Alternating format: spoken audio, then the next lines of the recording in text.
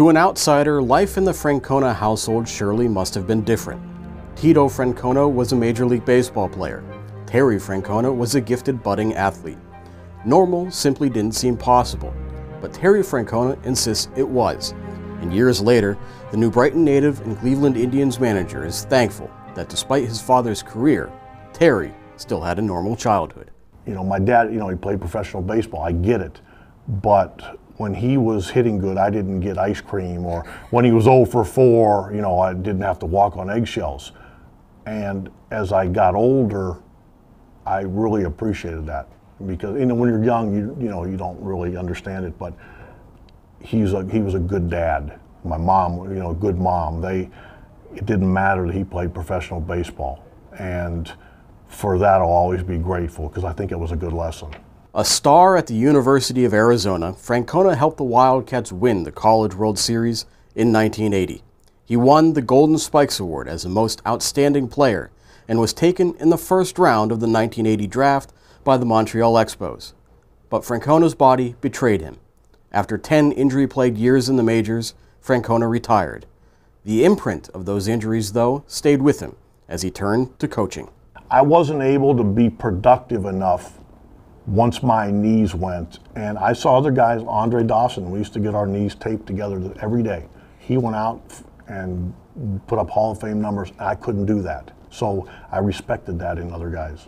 7 years after retiring as a player, Francona returned to the majors as a manager with the Phillies. While the Phillies struggled, the experience laid the groundwork for his next gig.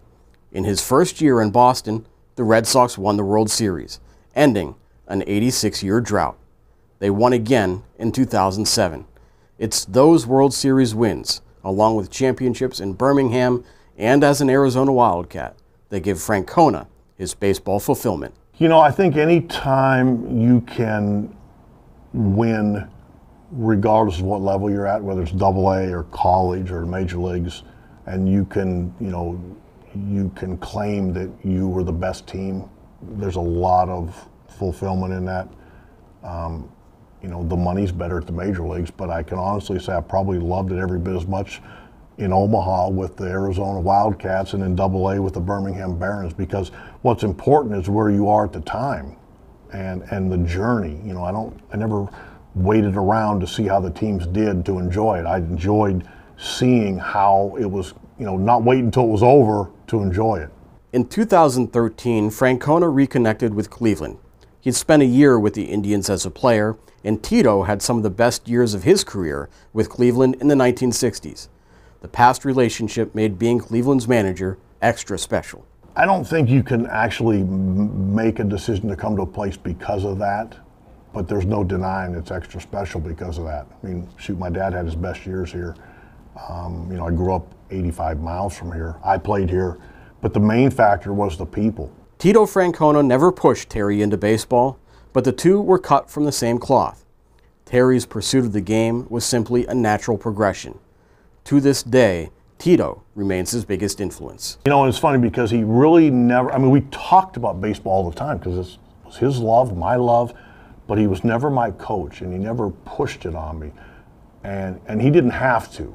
I think he knew I was always watching, and I think he figured that I would figure it out. And again, he was always there. It's not like, and we talked about it a lot, but it wasn't him pushing it on me, it was me more asking. 35 years into his baseball career, Terry Francona still reflects on his childhood in New Brighton.